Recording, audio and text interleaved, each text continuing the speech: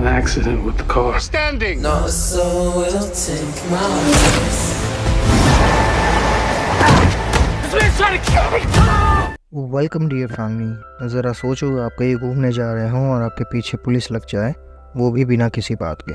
कुछ ऐसा ही होता है हमारी आज की मूवी में। तो मूवी की स्टार्टिंग होती है कपल से, बैकेट और अप्रैल, जो कि ग्रीस घूमने आए हुए होते हैं। ये दोनों एक दूसरे से बहुत प्यार करते हैं और सभी जगह कहीं घूमने के बाद जब शाम को ये अपनी कार से घर जा रहे होते हैं, जो कि इस जगह से काफ़ी ज़्यादा दूर था। अब इन दोनों में डील होती है कि हम दोनों मिलकर गाड़ी चलाएंगे, लेकिन थोड़ी दूर जाने के बाद अप्रैल की आंख लग जाती है और वो सो जाती है। लेकिन बैकेट गाड़ी चला रहा था, लेकिन थोड़ी दूर जाने के बाद बैकेट की भी आंख लग जाती है और उनकी गाड़ी पहाड़ी से गिर जाती है और नीचे एक घर से जाकर टकरा जाती है। उस वक्त उस घर में एक औरत और एक बच्चा दिखाई देता है। बैकेट को ज़्यादा चोट नहीं आती और वो गाड़ी से निकल जाता है, लेकिन इस हादसे की वजह से उसकी वाइफ अप्रैल की मौत हो जाती है और ये सदमा बैकेट बर्दाश्त नहीं कर पाता और वहीं बेहोश हो जाता है। अगले दिन उसकी आंख अस्पताल में खुलती है तो उसे वहाँ बताया जाता है कि उसकी वाइफ की डेथ हो चुकी है। अब उसे इन्वेस्टिगेशन के लिए पुलिस स्टेशन ले जाया जाता है, जहाँ वो सारी जानकारी पुलिस को देता है कि जब उसकी गाड़ी पहाड़ी से गिरी थी, जिस घर से टकराई थी, उस घर में एक औरत और एक बच्चा था। तब पुलिस वाले कहते हैं कि वो घर काफ़ी सालों से बंद पड़ा है, तो उसमें किसी का होना नामुमकिन है। बैकेट पुलिस वालों की बातों पर ज़्यादा ध्यान नहीं देता और वहाँ से निकल जाता है। अब बैकेट जहाँ एक्सीडेंट हुआ था उस घर में आता है और तभी वहाँ एक पुलिस वाला उस पर गोलियाँ चला देता है। उसके बाद बैकेट को उसी पुलिस वाले की आवाज़ सुनाई देती है, जिससे वो अभी तक मिल के आ रहा था। तो पुलिस वाला बैकेट को समझाता है कि लेडी पुलिस ने गलती से तुम्हारे ऊपर गोलियाँ चला दी थी और उससे समझाने की कोशिश करता है। बैकेट को भी यकीन हो जाता है और वो घर से बाहर निकलता है, लेकिन तभी दोनों पुलिस वाले बैकेट पर गोलियां बरसाना शुरू कर देते हैं। अब बैकेट अपनी जान बचाकर वहां से भागता है और एक चट्टान से कूद जाता है और उसे समझ नहीं आ रहा होता है कि ये पुलिस वाले मेरे पीछे क्यों पड़े हैं। तभी उसे एक ट्रक दिखाई देता है और बैकेट उसी ट्रक में रात गुजारता है। सुबह होने पर वहाँ 3-4 लोग आते हैं और वो बैकेट को देखते हैं और बैकेट तब उनको पूरी स्टोरी सुनाता है। तो उनमें से एक आदमी बैकेट को अपने घर ले जा रहा होता है और उस पर मरहम पट्टी करता है और उसे एक फ़ोन दे कर कहता है कि किसी अपने को यहाँ पर बुला लो। इसी बीच वहाँ पुलिस आकर उस घर को घेर लेती है और उस आदमी से बैकेट के बारे में पूछती है, लेकिन वो आदमी पुलिस वालों को मना कर देते हैं कि उसने बैकेट जैसे दिखने वाला किसी आदमी को यहाँ नहीं देखा। लेकिन पुलिस वाले मानते नहीं हैं और उसके घर में ज़बरदस्ती घुस जाते हैं, लेकिन बैकेट वहाँ से निकल जाता है। थोड़ी दूर जाने के बाद उसे कुछ लोग दिखाई देते हैं, जिसने बैकेट मदद मांगता है तो वो लोग अपने फ़ोन बैकेट को देते हैं। इससे बैकेट यूएस एम्बेसी से बात करता है कि कुछ पुलिस वाले उसे मारना चाहते हैं और वो उसकी यहाँ आकर मदद करें। तो इस पर यूएस एम्बेसी कहती है कि हमें वहाँ आते हुए 1 दिन का समय तो लगेगा। इस पर बैकेट कहता है ये कुछ ज़्यादा ही समय है, तो मैं ही वहाँ आ जाता हूँ। और बैकेट उन लोगों का फ़ोन देखकर शुक्रिया करता है और अपने रास्ते निकल जाता है। अब बैकेट एक ट्रेन में चढ़ जाता है जो कि उसे यूएस एम्बेसी तक पहुंचा देती है, लेकिन जैसे ही वो उस ट्रेन में बैठता है, वहाँ एक पुलिस वाला आ जाता है और वो बैकेट के पास वाली सीट पर आकर बैठ जाता है। अब बैकेट वहाँ से निकलना चाहता है, लेकिन नहीं निकल पाता है और पुलिस वाला उसे पकड़कर बुरी तरह मारता है और बाकी पैसेंजर्स कहता है कि ये खुकार अपराधी है और मैं इसे पुलिस स्टेशन ले जा रहा हूँ। लेकिन अब पुलिस वाला बैकेट को गोली मारना चाहता है और हाथापाई में बैकेट गोली पुलिस वाले के पैर पर मार देता है और वहाँ से भाग जाता है।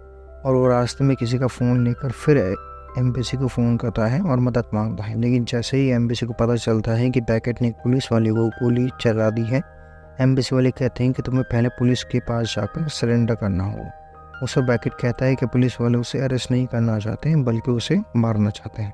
अब बैकेट अपने रास्ते निकल जाता है और रास्ते में उसे कई सारे पोस्टर दिखाई देते हैं, जिसमें वही बच्चा जिसने उसे एक्सीडेंट के टाइम उस घर में देखा था। दरअसल वो बच्चा करास नाम के एक आदमी का था, जो कि राष्ट्रपति था और वो इलेक्शन लड़ रहा था। और इसी को देखते हुए विरोधी पार्टी ने इस बच्चे को अगवा कर लिया था ताकि वो इलेक्शन से अपना नाम वापस ले ले। अब बैकेट को ये समझ आता है कि पुलिस वाले उसे इसलिए मारना चाहते हैं कि उसने करास को के बेटे को देख लिया था। तब बैकेट ने पोस्टर लगाने वालों से मदद मांगी कि उसे यूएस एम्बेसी तक पहुंचा दिया जाए, तो वो लोग मान जाते हैं। लेकिन जैसे ही बैकेट गाड़ी में बैठता है तो उसे वहाँ वही पुलिस वाली दिखाई देती है जिसने उस पर गोलियां चलाई थी। तब बैकेट गाड़ी के ट्रंक में बैठ जाता है। अब पुलिस वाले जैसे ही उन लोगों से बैकेट के बारे में पूछते हैं तो वो लोग गलत डायरेक्शन में पुलिस का ध्यान भटका देते हैं और वहाँ से निकल जाते हैं। अब जैसे ही वो लोग रास्ते में जा रहे होते हैं तो वो लोग पैकेट को बताते हैं ये करास की रैली में जा रहे हैं क्योंकि ग्रीस को अब कराची बचा सकता है। लेकिन जैसे ही ये लोग आगे बढ़ते हैं तो आगे रास्ते में जाम लगा होता है जहाँ पुलिस वाले गाड़ियों की चेकिंग कर रहे होते हैं। अब जैसे ही इनकी गाड़ी का नंबर आ रहा होता है उससे पहले ही बैकेट वहाँ से निकल जाता है और जैसे ही वो एक स्टेशन पर उतरता है वहाँ एक पुलिस वाला दिखाई देता है और बैकेट चुपचाप वहाँ से निकलना चाहता है, लेकिन वहाँ एक अंडरकवर एजेंट ने बैकेट को खूब मारता है और चाकू से उस पर कई वार करता है। बैकेट काफ़ी ज़ख्मी हो जाता है लेकिन जैसे तैसे करके वहाँ से निकल जाता है और वहाँ के लोगों ने उसकी मदद की और उसे एम्बेसी तक पहुँचा दिया जाता है।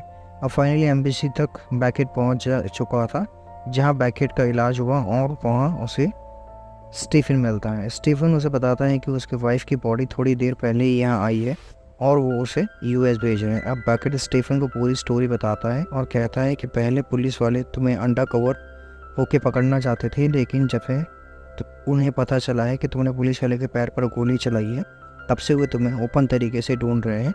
और अब स्टीफन उसे समझाता है कि तुम्हें ग्रीस पुलिस को अपने आप को सरेंडर कर देना चाहिए और हमारा एक ऑफिसर भी तुम्हारे साथ जाएगा तो तुम्हें टेंशन लेने की ज़रूरत नहीं है।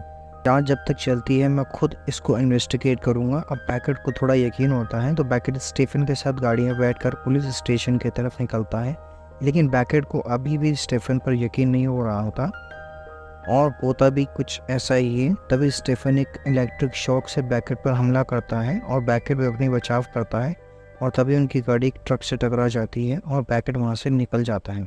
लेकिन बैकेट को अभी भी समझ नहीं आ रहा था कि वो जाए तो जाए कहाँ, और तब उसे उन पोस्टर वाले लोगों की बात याद आती है तो वो उन लोगों के पास मदद मांगने जाता है कि उसके पीछे पुलिस से लेकर एम्बेसी के लोग सारे लगे हुए हैं। इसी बीच वहाँ स्टीफन आ जाता है तो वो लोग जैसे तैसे करके बैकेट को वहाँ से भगा देते हैं, लेकिन फिर भी स्टीफन बैकेट के पीछे कर रहा होता है तो बैकेट रैली में गुम हो जाता है और जैसे स्टीफन वहाँ से चला जाता है तो बैकेट एक बिल्डिंग के बेसमेंट में घुस जाता है, लेकिन स्टीफन वहाँ भी उसका पीछा नहीं छोड़ता और जैसे ही वो बैकेट को मारने वाला होता है इसी बीच उसे एक फ़ोन आता है और इसी का फ़ायदा उठाकर बैकेट एक रॉड लेकर स्टीफन पर हमला कर देता है।